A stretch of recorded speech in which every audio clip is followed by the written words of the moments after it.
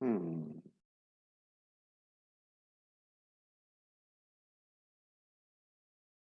Ready? Let's see.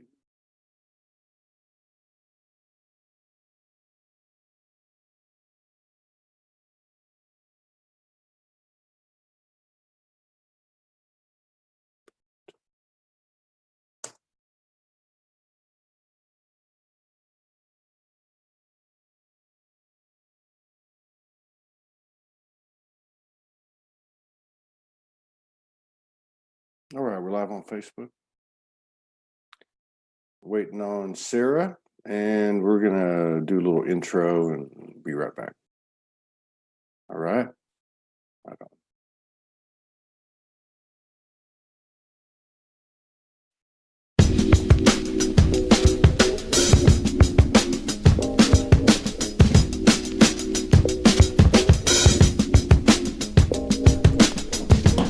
Todd Medina, SoulogyOneStudios, coming at you with a little bit of soul speak, compliments of Joey Badass. Yeah.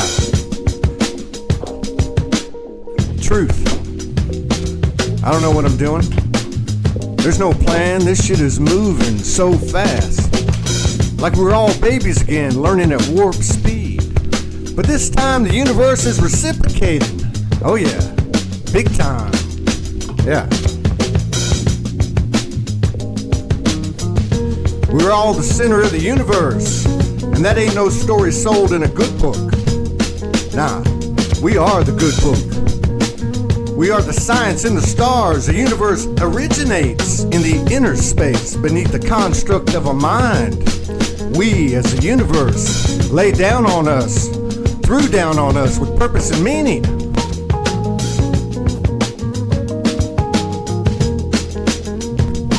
I am soul. It's not a cliche, it's a fucking battle cry.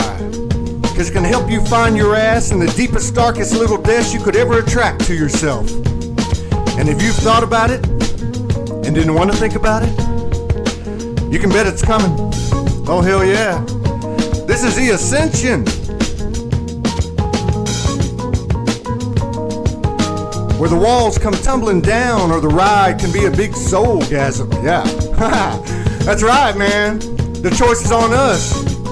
This is a space we hold in the entirety of the universe. The only thing we can own is ourselves. So make it good, man. Bring it. Come on. Yeah. Every time, all the time, because the greatest truth is we were all right on time. Who's the only one could have really fooled you? Think about it. Give yourself some credit. Don't tell me you can't feel it. Don't tell me that. That sacred vibration, the one you seek, that sensuous love coming from the soul, we all been there, man. Just think of your highest pain. Those wholesale changes when life rearranges in the blink of a mind's eye. Because you remove the mind to find a higher mind. That's it, man. That's you. Hardcore living soul. That's right. Hardcore loving soul. That's right. Namaste.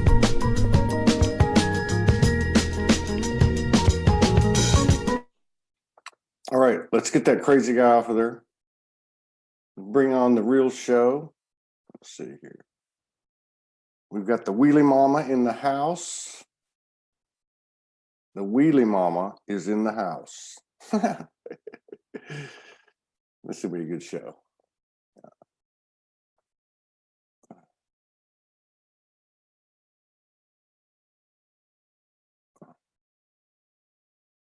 Let's see. What's happening? What's going on? Hey, can you hear me okay? Yeah, I hear you just. All's good, all's good. It's all real good, man. Thanks. Yeah. Yeah. I came an hour ago. I was off by an hour. That was me last time. I was an hour early last time. Were you? Yeah. It was probably me. I probably made the same mistake. It's all good. It's all good. We can't share. I have no idea why, because we don't really do it that much. So if you guys could share, we'd appreciate it. Just to one page or one group. And thank you for the continued love and support and contributions to keep us going literally by the seat of our pants every day. Wake up every morning, freak out a little bit, a little bit of abundance comes in, just enough to get us through the day. And I'm not complaining. I'm just saying thank you. And what else was there? Oh, I think that's it. Oh, we're going to go to, I'm going to put the link up. People have been getting knocked off. It stopped for about 2 weeks and now it's back on. So they say it's just on this program, which I guess says whatever it's true or not, doesn't really matter. But anyway, there's the Zoom link and I'm going to pin it. And then we're going to see what Willie Mama's got to say. I just want to say this about her. She's got big balls and she is cool and she inspires me. And I'm just kind of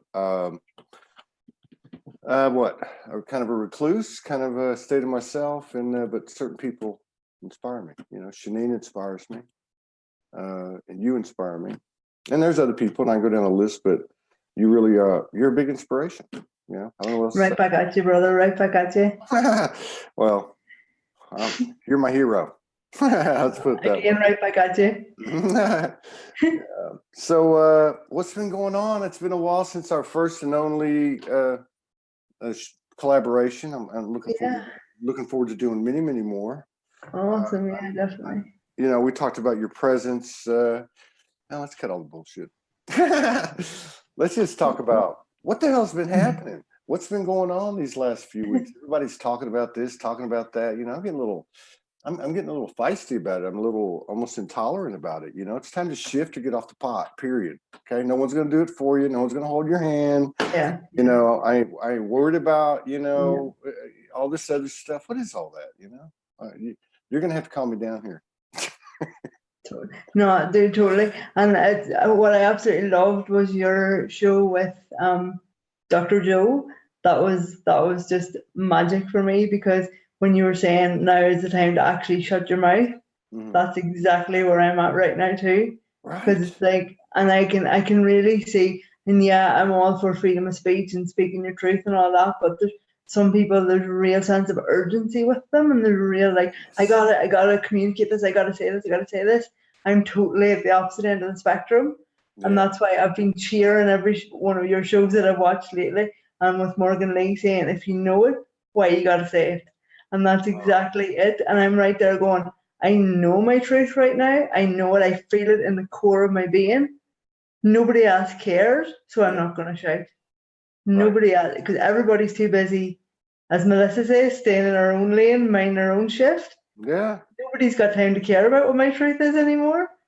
And I've gone totally the opposite way. I'm gone totally quiet now, but it feels good. And then that's where my husband is a huge inspiration to me as well, because he's really like, unless I've got something of real value to say, I'm going to keep my mouth shut. So, and when in doubt, keep it shutter. More exactly. You know, it's okay that, and we've all been there. You know, we've all been there. You know, you wake up and you want to tell everybody. You download something, you want to tell everybody. You know. You get a channeling in, you want to tell everybody. You channel a piece of art or something, you want to show everybody. So it's not like, you know, I get what you're saying. It's not like that. It's like, it's just really like, and you know, and I do think we need to talk about this stuff. Obviously, or I wouldn't do what I do, because it's an exception to the normal status quo in the universe. That this is an exception. We're in this transition, and during the transition, there's no book for it. There's a book on one side, and there might be a book on the other side, but in the middle, there's not just a bunch of squiggly lines. You know, we're kind of making the template, like we talked about. We're the new good book, but so I think it's fine. It's perfectly understandable. I'm just saying, from a personal standpoint, I'm a little bit. I find myself, and I'm not proud of it, a little bit intolerant. I'm like, you know what? How much more do we need to know? How much more do we need to observe? How much more finger pointing do we need to do at others and ourselves, which is not even in the game anymore? You know, how many more tapes do I need to listen to, or shows? And I'm not knocking any of that. I'm just saying something's happening to the creative goo, you know, the creative plasma, the creative energy, and we are the straw that stirs the drink, right? And we're doing something incredible, and I just want to get into that space with everybody and co-create. And and yeah, you know. The thing is, it's definitely I'm all for having the conversations, but what I'm not into anymore is shouting or trying to convince anybody Mm, about it, because the thing is, the people who it resonates with and the people who need to hear it will gravitate towards us naturally. We don't have to go out and drag them in or shout at them and get them to come in. They'll come in naturally of their own accord. So I'm done with stressing or thinking, oh, I need to get X number of people or this isn't going to work. And I'm done with all that, because when you actually sit down, chill out, take a deep breath and just say, this is it. And I'm doing this because it makes me feel good, not because I have to achieve anything. I'm just doing it because it feels right. Then yeah, that's where the magic happens.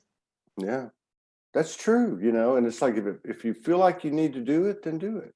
I'm getting some messages from people, you know, and it's not out of the ordinary. You know, people ask me, can you help, you know, can you help me to expand the awareness of what I'm doing? I'm creating a site, I'm doing this, I'm doing that. But I've noticed recently it's really picked up, which I think is a really good sign, because people are finding the courage to go out and do something Yeah. with what they've received, as in an energetic effort to serve, right? Yeah. And the other side that I see, which is real interesting because we've all been watching this, is how do you integrate creating cash flow? I'm not going to run from the word, okay? Yeah. Creating cash flow in this transition with what you are aligning with as your mission, your heart, your soul, your spirit. And so I see a little bit of fear, and I also see the pure intention. So we're getting there. Yeah. This is alchemy. It's alchemy, you know. And I have a real good example about the cash flow situation, because just this week, in fact, it happened. So there was somebody who was doing something which I really aligned with and which I really wanted to support, and I was like, literally, dude, I have like £10 left in my bank account. You know, I literally don't have enough to do this, but my heart was really telling me that it was the right thing to do. So I was like, okay, I'm gonna do this because my heart's telling me that it's okay. Mind step aside for a moment, and I'm going to follow my heart and do this, support this person. I made the payment, and within 20 minutes of me making that payment, I got 10 times the amount, literally 10 times the amount that I just given back into my account again. Well, and that proved to me that that's heart-led abundance, and that's because my heart told me to support this person. Like, the universe gave me back literally tenfold. yeah. And I was like, that's it right there. That's it. And don't get me wrong, I still was resisting it, and I was still a bit scared, and I was going, am I going to be able to feed my kids if I do this right now? Yeah. But I did it. I took the leap of faith, and the universe answered me in stereo. Like, yeah. No, that's how it works. And I should be, you know, very well versed in this, because I've experienced it at different levels for a long time, especially the last 3 years. And I'm not. I'm a little bit put off with myself, just a little bit, not much, that I can't stay in that groove. And maybe it's got nothing to do with me. And actually, part of what I'm getting is it doesn't. You know, the stuff that's happening in the external movie. So be it, you know, who's running England, who's running America, QAnon, all these other things, the financial system, Federal Reserve, and all that stuff is less important than the energetic influence the universe is having on us. And it's something as simple as no one is, or there's less being paid forward, less being gifted, actually may not have anything to do with anybody, but everything to do with the universe forcing us into a space that's getting smaller and smaller, but actually larger and larger, right? That's smaller and smaller, ruling out all 3D ties, period. And be it toxic codependent relationships, or be it paper money, or whatever the case is, like forcing us to disengage from the system, basically. You know? Totally. I mean, I couldn't tell you the last time I watched the news. The last time I have no idea what's happening in the financial world or the real world. no idea what's happening. And it just doesn't come into my reality because I don't focus my energy there. I don't stress about things, and I always have enough. Don't get me wrong, I'm not living like Rockefeller by any stretch, but we've got enough and we're okay. And I just don't stress about that. But to your point about you should be well versed in this, I think there comes a point in life because you give so much, and not even necessarily in financial terms, but you give so much of yourself and so much of your heart and so much of your time, energy, and presence. I think this is our time to support you and carry you and Morgan, because you give so much. I think this is a call to us to rally the troops and hold you for a while, because you've done more than your bit. And personally, I feel like it's time for us to, as you say, shit or get off the pot and really. I said shift because I don't want to get in trouble for cussing anymore. No, but yeah, I really just feel I really need to say that because, I feel like you shouldn't. You maybe have gotten so used to just surviving, just getting there. How about you actually feel the abundance that you are and allow people to really support you, that you have more than enough and you can live a really comfortable, really joyous life because you don't have to struggle. It gets to be easy. And for someone with as pure a heart as yours, it should be more than easy. And I hadn't planned to say that, but it well, thank you for saying that. And yeah, it's wow. I don't know what to say. We started talking about thank you. Thank you. I accept and mirror it back to everyone. That's what we do, right? We're mirrors. We started talking about, is this in the collective? Is there something, are these types of things, Morgan has a saying, sometimes it's you, sometimes it's me, and sometimes it's just the energy. What do you think's going on in the collective right now? There is an awful lot of, well, I was going to say fear, but it's the establishment, for want of a better word. The people in quote unquote charge and control are noticing the collective shift and the collective empowerment, where we're saying we don't actually need to sign up or align with this crap anymore. And then there's like a fear going, we're losing control, we're losing our grip. And it's from religion to finance to governments to everything. It's right across the board. The establishment is crumbling in every sense of the word, and our own sort of inner control and the programs that ran us all our lives are falling away now. And I think it's just a last ditch attempt to just like the dying kick of control, if you like, trying to keep us in their grasp, but we're not playing. They're not going to win, and I think it's just one last attempt to try and stop this mass awakening that's happening, because it really is. It's huge. Yeah, it's like it's at warp speed now.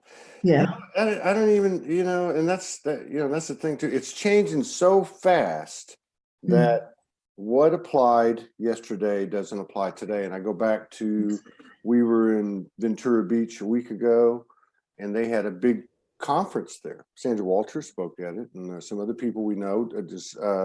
Corey Good and David Wilcox put it on. Jordan Sather was there, and a few other big names and all that.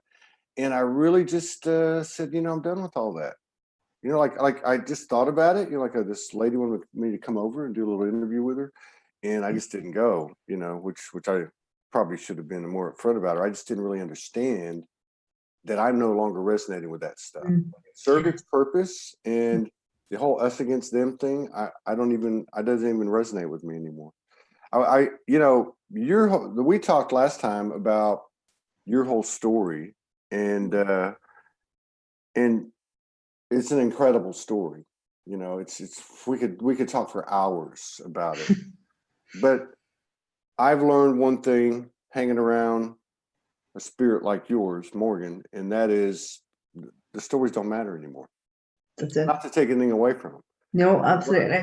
What I would like to find out from you is more along the lines of how you did it. And what I mean by that is, for instance, what types of tools you have, what skills and abilities on a personal level, because the first and foremost priority in my eyes, I can admit after many stubborn years of resistance, is shadow work.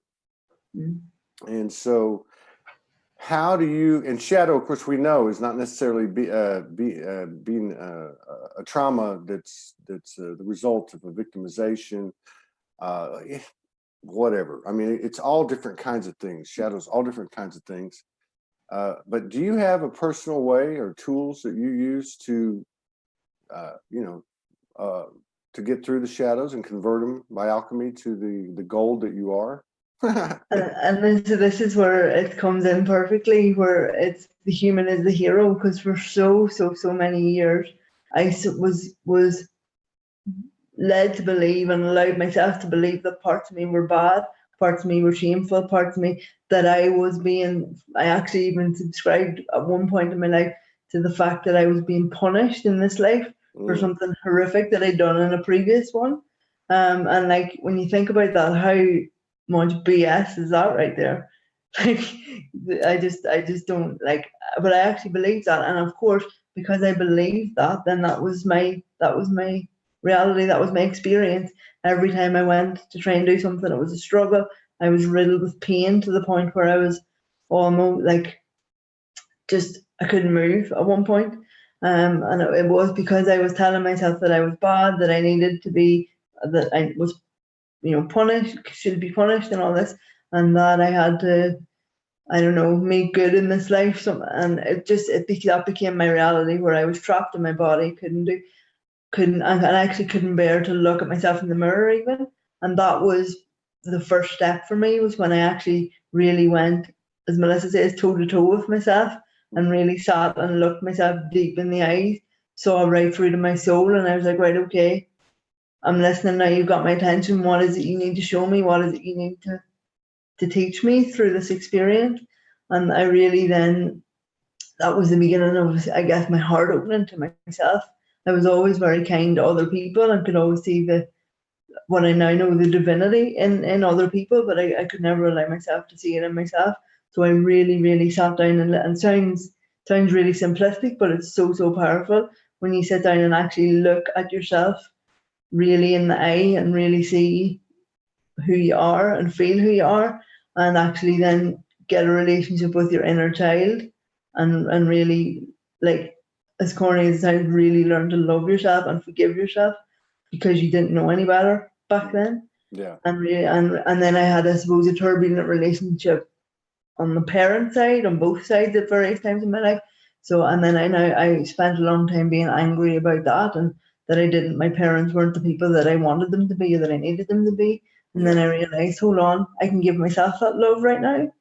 So I went back through the timeline and sort of rewrote the timelines, giving myself the love in those turbulent, traumatic moments that I didn't have from my parents. I give it to myself. Wow. And that's when you realize that you really are the creator of your own experience. It's not, for a long time, I felt that I was like a stationary bystander or an observer in my life, that things were being done to me. And I realized, I've created this. This is all me. I'm not an observer, I'm the architect. I'm not even a participator, I am the architect of this entire vortex, this entire video game, and I get to rewrite the code and change the bits that I don't like. Yeah. And then I tested it out on small scale, and then things fell away that weren't good for me. Things fell away, and then they were replaced with more powerful things, much more empowering things. And then I've now created a life that I love. And then when the shift comes in and hits the fan, I sort of go, okay, this is a bit of old code that's still left here. Why is this here? What do I need to learn from this? And 9 times out of 10, I find that it's either just to test and see have I really moved on as far as I think I have, or to actually transform it into something like much more empowering, much more heart-centered. And yeah, I can, like, so for example, yesterday morning I woke up with a really bad pain in my left wrist and my right foot. And I was like, oh, okay, pain. I haven't had this for a while. What's the story here? And for like 5 seconds, I was like, oh no, I'm going to be laid up all day now with pain. What's the story here? And then I suddenly realized, no, hang on. And it was probably actually my guide, my hair chef, whatever you want to say, chipped in my ear and was like, really? Divine creator, come on, show us what you're made of. So I sat up on the side of the bed, took one big, deep, conscious breath, closed my eyes, said love to all parts of my body, and said, thank you, pain, for showing me I'm alive. Thank you for reminding me that I'm alive. But I've got this from here, I'm in charge. And I stood up and the pain was gone. Wow. And it's literally, it's to remind me that I actually have created all of this. And that I because I'm a little bit twisted as well, I like to test myself every now and again. So I throw in the old stories, the old programs every now and again to see, are you really sure you've done this? Are you really sure? You know, let's see how good you really are. And then I can play, and don't get me wrong, I slide into old patterns sometimes, and I can be a proper a-hole at times to Me myself too. and Me to too. other people. But then I catch myself now. I catch myself even sometimes before it even comes out of my mouth. I catch myself and I go, no, I'm not playing that game anymore, because that's a loop that just doesn't serve anyone. Right. And then things that would have triggered me a lot in the past. So I'm kind of done with shadow work, to be honest. I've Yeah. done it. I've done it, and you know, I say I'm done with it. It probably will come up again in some in different clothes again at some point. Yeah. But I know, because to me, well, my initial understanding of shadow work was it's the dark that needs to be, you know, loved and integrated and things. But actually, no, we're here for human experience, and human is perceived good, perceived bad. We're all, like I say, the a-hole. We've all got the a-hole inside us, and it's not about talking the a-hole down. It's about going, yeah, okay, you can be an a-hole for now, but not all day, or not. As my awesome friend said to me once, she's like, you can check into the pity hotel, but don't unpack your bag because you're not staying. Yeah. And so it's okay. It's okay to be an a-hole for 5 minutes, but not for 5 days or 5 weeks. Yeah. You know, and that to me is what the shadow work is. Catch yourself in the moment. Say, all right, indulge yourself for a moment, but move on then. Yeah. It's like well, it's like maybe it's moved on to a different. If at first it was like almost like shock and awe. You know, shock, awesome, and then it becomes more of a process. Because the thing is in other words, it's more like a flag. Like okay, Exactly. like it used to be shadow. Oh my God, okay, get ready. You know, get out the sage and whatever you're gonna do and whatever process. And now it's more like, okay, there's something here for me. Let's figure it out. Exactly. So it's not. It doesn't have all that stress on. Well, the thing that really, one of the things that intrigues me about you is because we let's face it, all of us who come together in this arena, which is many groups and many shows and many writings and many people's pages and whatever, we all showed up, and it seems we're out on the forefront, and we also share something in common. Some of us don't give us enough credit. I'll give ourselves enough credit. We pull in massive downloads. We pull in channelings and transmissions, and we activate and are activated. And all this stuff is very powerful and very challenging to the human psyche. You can call it ego, you can call it the human brain, you can call it whatever Todd, you can call it Sarah, whatever you want to call it. But because we're talking like past life memories, we're talking about, you know, future visitations, we're talking about all kinds of stuff. And it's so easy and understandable to get caught up in I was the son of Jesus, or I was Buddha the third, or, you know, or I am from this planet, and And it's so easy to get caught up in both in the association with the story, the metaphoric story that the universe explained it to us because we're this human form that has to be laid out. Or we get caught up in the sheer magnitude of what we've received, and we're like, oh my God, I am something else, like you're like, doing the chicken dance like Mick Jagger on stage, because you're all proud. And it's all understandable. But I look at you and people like you, and just from my own opinion, there's not too many that they just don't lose that humility. Like they're humility. I just got that. But you know what I mean? It's like, and I'm not trying to embarrass you or anything, but I think you kind of took us through it right now in a way where you keep yourself in check by just the way you explain that story about the pain. Do you ever have any challenges with, for lack of a better word, the ego? I mean, because it's like a fine line. Like, I am a supernatural superhero, right? But there's a line there, and it's like if you get on this side of the line, you're an arrogant, egotistical bastard. Yeah. So, do you have any techniques beyond what you just described? I mean, how do you? Well, it's hilarious what you just said there. The two phrases that you just said. You said "son of Jesus," and then you said "superhero." So here's my ego coming out to play. I have had several channeling sessions with different people, and I've had also Akashic records. And I was actually in my Akashic is that I was the daughter of Jesus and Mary Magdalene. So it's hilarious that you said son of Jesus, because that's exactly. And then my book is my mom is a superhero, so I'm embracing my superhero as well. And that, to be honest, when I got that from my Akashic, and I had several experiences that I had felt, visitations and things that I thought, okay, I can't exactly put a name on this, or actually I did know, but I thought, nah, it's too big for me. I'm just little old me. That would never. Why would they choose me to come and say that to? Like, nah. And I kind of convinced myself that I was making it up. And then, so when I had my Akashics done, which actually beautiful Shanine did for me, so she did them, and it came through in that I was always very humble, and in all my past lives, I've been always very humble, very like downplaying things. And one of the things that was channeled was, you've asked for this to be fun, so we will keep it fun. So that's in my soul contract. Let's keep this on the lowdown, keep it fun.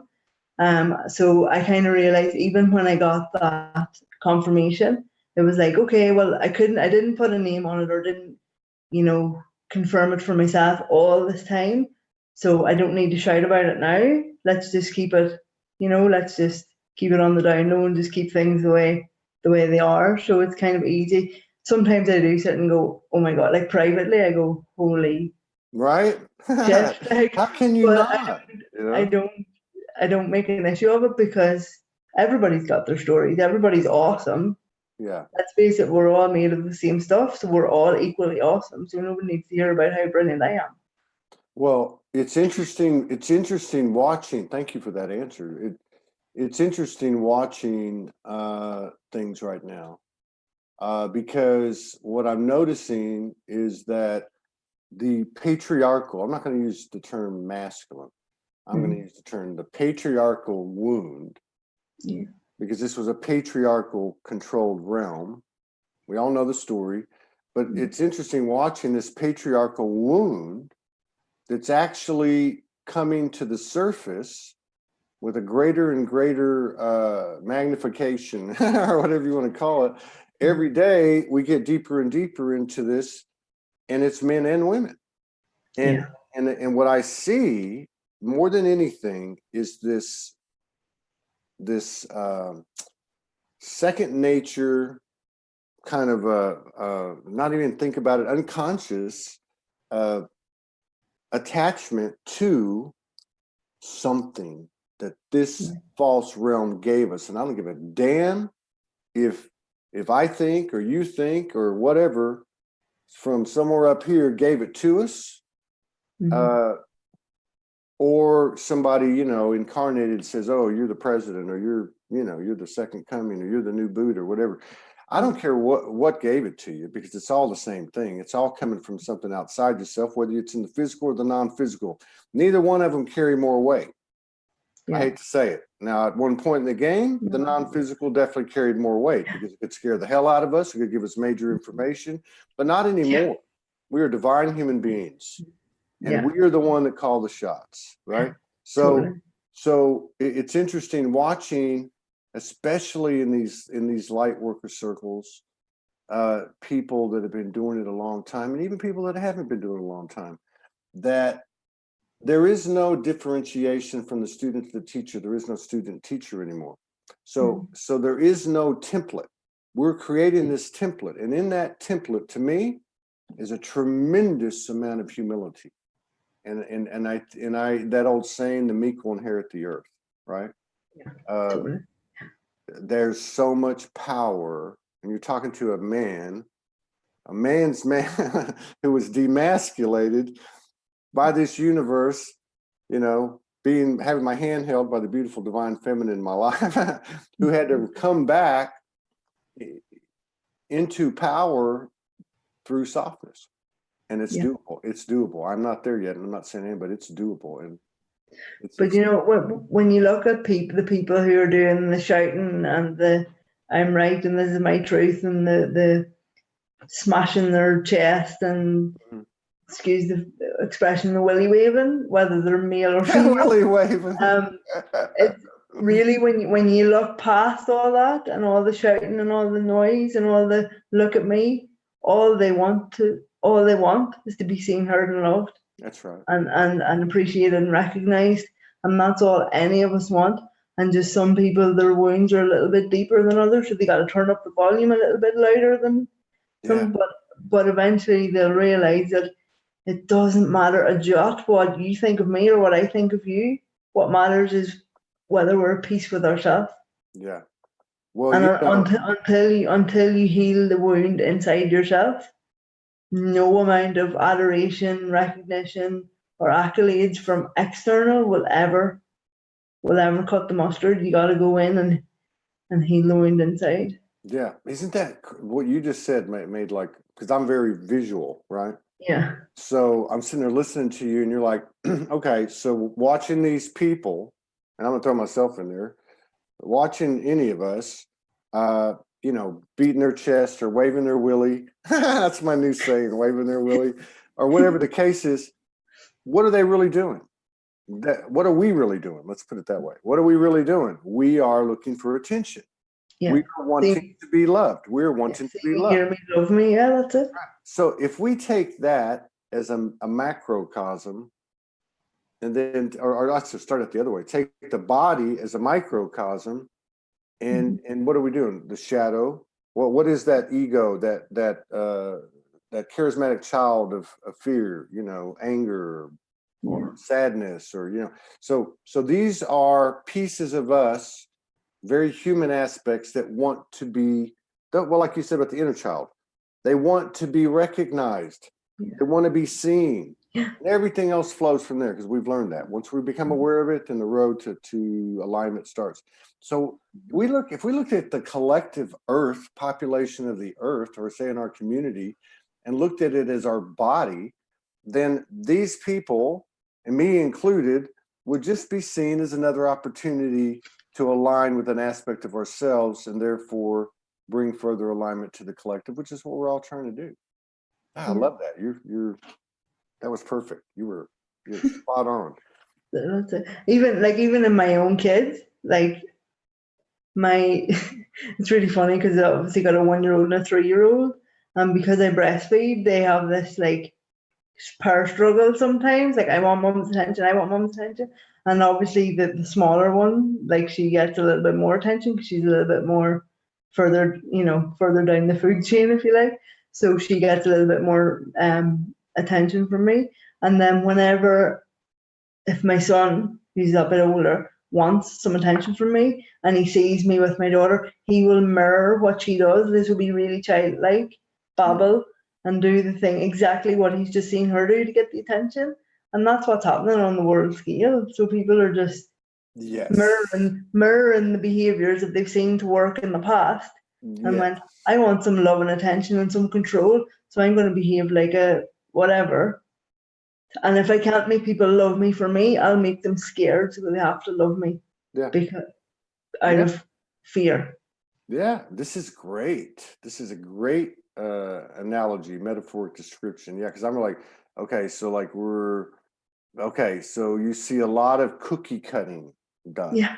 Yeah. Where one person has set up this template, and then another one comes in and takes that information, takes that template, removes the Yeah. sticker, puts their brand on it, and says, Yeah. "Hey, this is me. Look what I can do."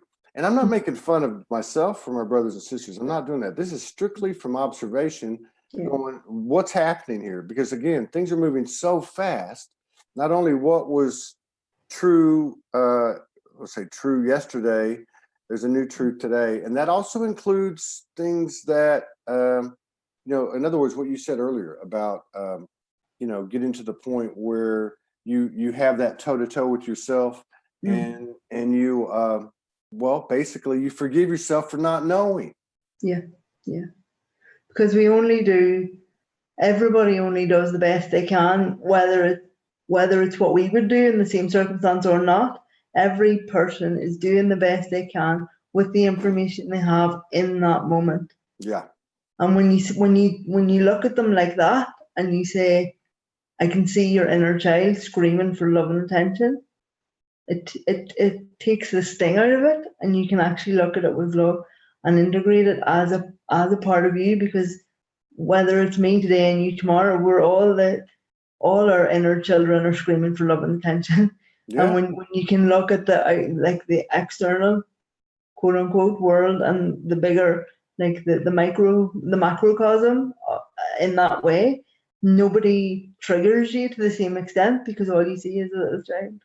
Yeah. And that's what I love, because my children drive me insane, like insane. Yeah, I used to have some of those. Competing for attention, screaming and writing on the walls and everything. But I still love them. I still I say to them every morning when they wake up, you're even more beautiful this morning than you were when you went to sleep last night. So they are the closest I'm ever going to get to unconditional love. But if we try to see everybody's inner child and meet each other from that place of, you just want me to see you and love you, and you might be acting up or acting, doing ridiculous things, but it's still only to be seen. Yeah. And when you look at it in that way, it really diffuses the whole thing and takes it does. Right. Yeah, and when you do that, and this is another thing that's happening. When you actually do that, when one of us actually does that,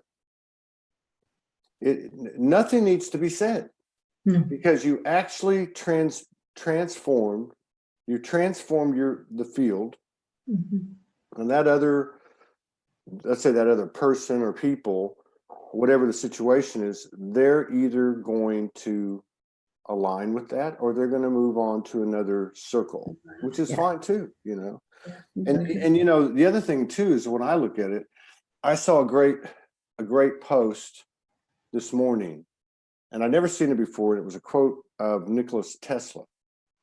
And I don't know if it's true, because some of these quotes you don't even know are true, but they match it to the name because it sounds like something they'd say. But anyway, purportedly, he said, I have no problem that they stole my ideas.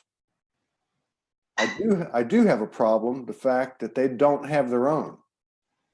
See, I think the universe is one of the things that the truth frequency or the truth vibration brings to the table. Is the universe isn't going to allow the lie, because there is no lie. The only lie is that we haven't seen ourselves in our full capacity, which is what's occurring now. So I don't care if something's stolen from someone else or misrepresented or whatever the case. I don't care what it is. I don't care if you fool the whole world. It's not going to fly.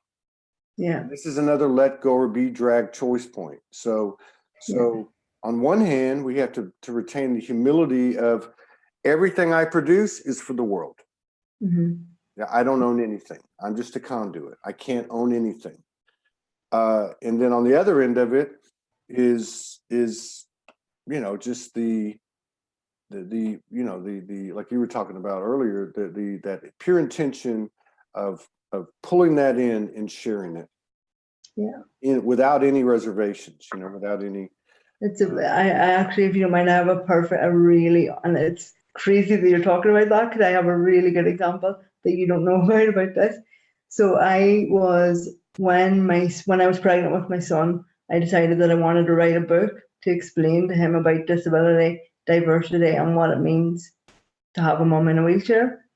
So I set out with the intention of someday writing this children's book to explain this to him. I found this person, this other author who I felt aligned to for a time. And I said, I'd love to write this book. I have no idea about publishing or anything else. I do write, but I have no idea about this. Would you like to collaborate with me? So that was great. And we started out, and it was a real heart-led project. There was loads of excitement about it and everything. But slowly, my story started getting morphed, changed. I felt manipulated. It was like, and it wasn't me anymore. It wasn't my heart. It wasn't my soul. It wasn't my story. And the whole intention of why I set out to do it had been totally lost for quote unquote mass appeal. And part of me at the start was like, no, I have to go along with this because I've invested time, I've invested money, and I'll never be able to do this on my own. The ego stepping forward and going, you can't do this on your own, so you gotta go. But the night before it was due to go to print, I was like, no, I can't. Good for you. Part of this. I can't be a part of this because my heart, the essence of why I did this, is not there. And I was like, I don't care if I never sell one copy. Yeah. If I have one as a gift to my child, that's all I care about, because I want to keep the essence of it. Yeah. So I pulled out of the project, and of course there was backlash, and there was this and there was that. Then this person said to me, "Oh, well, I'm going to publish this anyway because my input was there, and it's I'm going to publish this regardless." Yeah. And I was like, so I really my I don't know what you want to say. My wrath was boiling over to the point of, no, you will not make money out of me and my family, and you will not tell my story, and really got really angry about it, and really it was going really 3D, really like there was legal action being threatened, and it was horrific. And then one night I was going to bed, and I had pains in my chest. I was really ill over this because I was like, no, this is not okay. But in my heart it was like, no, you did the right thing to pull away. So whatever happens now is not, just let the universe take care of it. Yeah. But I set the intention of, when I was going to bed one night, and I said, look, show me all sides of this so I can better understand and I can integrate this. So in my dream that night, I had a conversation with the other person, and I heard their side of the story, and they felt rejected. They felt that they had come to the table with what they saw as their gifts, and whether their ideas or their motivation aligned with mine or not, in their mind it was pure, and they were giving me the right advice, quote unquote. So then they felt wounded and rejected by me. And so that before this dream had happened, there was loads of nasty stuff plastered all over social media, really like horrible stuff, just getting out of control. But whenever I had this dream and I said, look, okay, I see you, I hear you, and I'm sorry for my part in this. I should have communicated more clearly from the get-go. Yeah. And this needn't have happened. And we sort of made peace with each other in dream state, so this didn't actually happen. I woke up the next morning, and something which I never do, but I was called to lift my phone and look at my Facebook. All the posts, every single one of the posts that had been there the night before had vanished. Every single one. Wow. And it was like, wow, this is big. So I had done the, dug deep in dream state, really made peace with the situation, saw it from the other side as someone who wanted to be seen, heard, loved, and recognized by whatever means. And when I acknowledged that and I acknowledged my part in not communicating clearly enough what my intention was, it disappeared. Yeah. There was no need for solicitors, no need for any nastiness. And I went on my...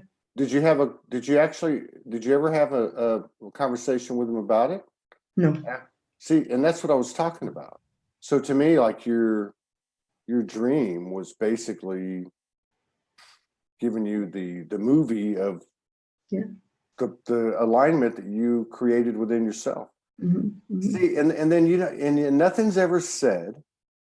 And it's a little bit tough sometimes, because and what I found is like once the it's like a fire hose, right?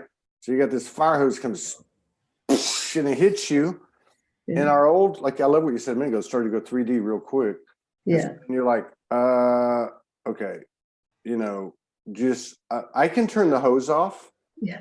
That's hosing me. If I just turn my hose off. And if turning my hose off means I never turn it on, then that's okay. I'm not saying that's perfect, but I know it's better than going 3D fast. Like, you know what I mean? Like, because if I turn my hose on and they got their hose on, what the hell? Nobody can hear what the other one's saying because they're too damn busy trying to blow the other one down with their fire hose. Yeah. You know what I mean? So, and I've got into some situations where it'll start coming in, boom, boom, boom, boom, boom. And all I can do is like kind of like what you did and just, it's like, I'm sorry if I did anything, and bye. That's it. Just bye, because I know that anything else said, and I'm not trying to take a high road. I'm just saying, look, I didn't know, like you said at the beginning, to be able to forgive yourself for not knowing. Obviously, I wouldn't have gotten involved or whatever the case is had I known, but I didn't know.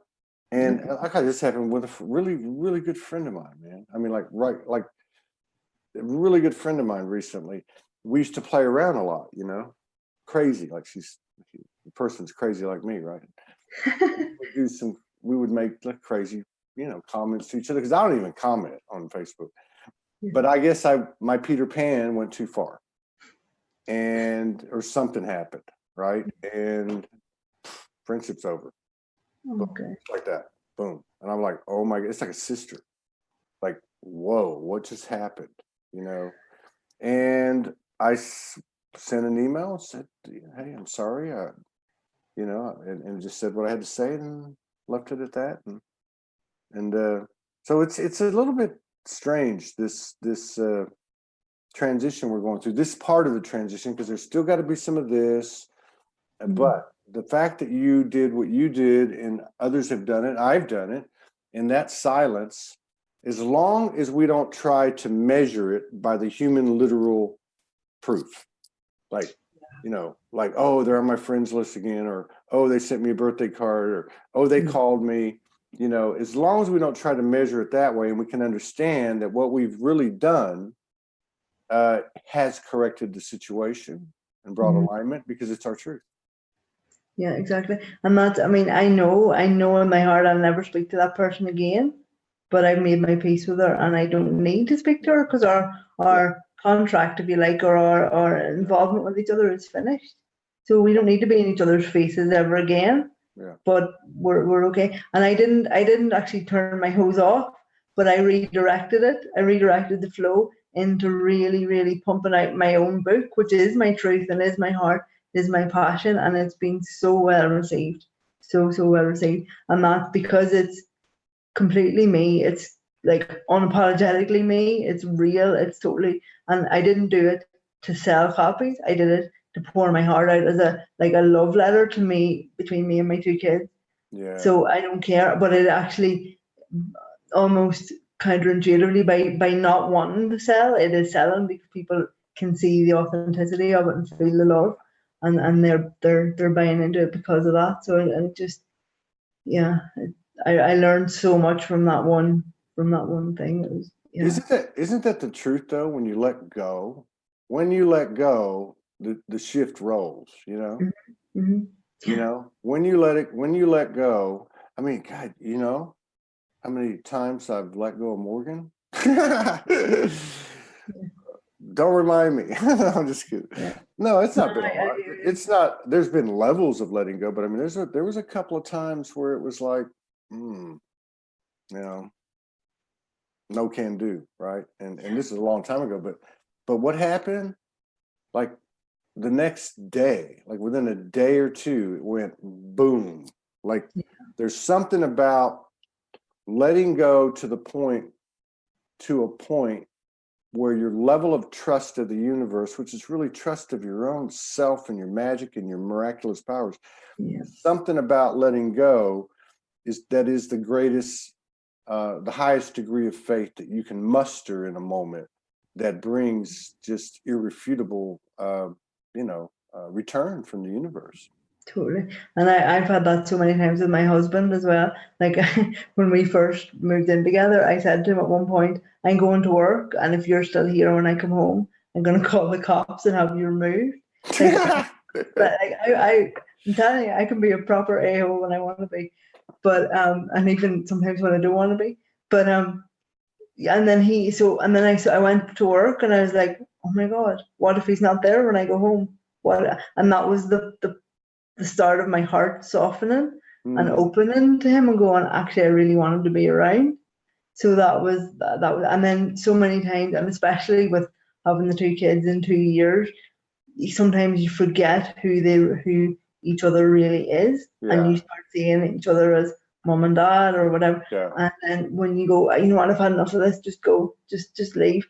And then you come back together, and you've dropped the idea of who you thought they were, and you see them for who they really are, and then the love starts all over again.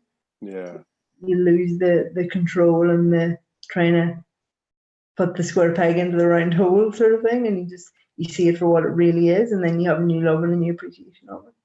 So that kind of pushing away sometimes is necessary. I mean, I hope it doesn't happen to either of us again, but sometimes it is necessary to go, you know what, I've had enough of you right now. And then you can come back with a new sense of. Well, and I think that, okay, like you take the example of a book, right? I have met so many people who, and I understand it, man. I totally get it. But it's being held so tight and so attached, that's gonna block the flow. Like where you said, hey, I'm doing this. I don't care if there's one sold or a million sold. This is for me and my kids. Period. And you let go like that, and it's just phenomenal what occurs. It really is. I had to do it with this damn website. We've been 8 years. I'm gonna have a heart attack. No, it's like this is a work in making. 8 years, right? 8 years, and probably 2016. So that's a good 3 or 4 years. I've been talking about it, and I've had to let go, and there's a lion in me that's like, I want to do it. I can't take it anymore. But that's a classic example of what I'm saying to you. You have always been the doer. You've always been the one to do and to give. But now the universe is saying to you, you take a step back and let someone else take care of this and take care of you. The website is a classic example. I'm okay with it. I'm just like, okay, because I get this, Franco and I were talking about it yesterday, and he was talking about it. I said, I've had a couple things pop up that kind of match that. And then one of them is 3 or 4 months ago, I heard, dude, why are you stressing out, man? Just understand that you're going to have 1,000 years to do this, literally. And I'm like, oh, wow. And then then as I went into that, I had to admit to myself that part of the reason I want to get it out and want to get it done is that egoic thing. Like, that egoic thing, like, competition, comparison, guilty, I'm not going to deny it. I mean, I'm not like obsessed with it, but it made me realize, and so that's why, the whole humility thing, like I was talking about with you and people like you, and then patience. These are the two things that I was, well, on my own personal level, was taught when I started the spirit walk, when I went homeless. First was the patience, and then it was every day was the humility. Every time you get cocky, you just get a kick in the ass. And they're like, Had enough? No. Boom. Yeah. But the thing is too, even if somebody literally sat down tomorrow and was like, I'm going to be Tom Medina, I'm going to set up Soulogy, and I'm going to have a wife called Morgan Lee. Yeah, right. Even if they're still not you. I know.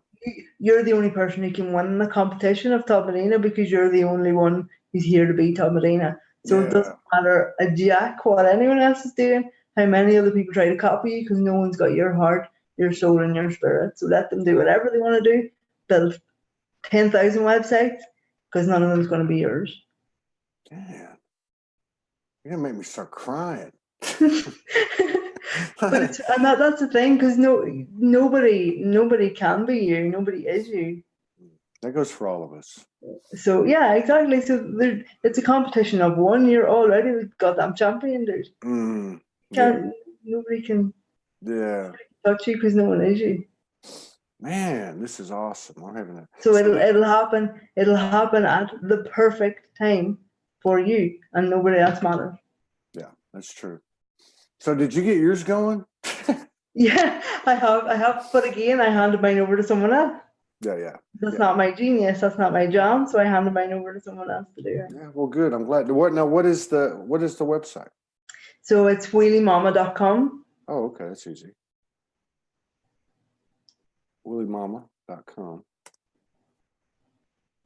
Did I get it? Let's see. Yeah, I got it. Okay, so let me do this. I just want to check it out. We can check it out together. Okay. Let's see. I mean, everybody. Okay, so, oh wow, oh my God, that kid's gorgeous. Looks like a porcelain doll. What happened? Oh, is that your baby, the little one? No, that's my son from a few years ago. Oh God, so yeah, my daughter's something else. She's lady killer, man. Oh wow, speaking. You got a shop, writing.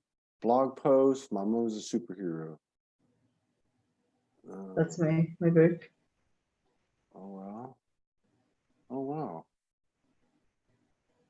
Wow, very cool.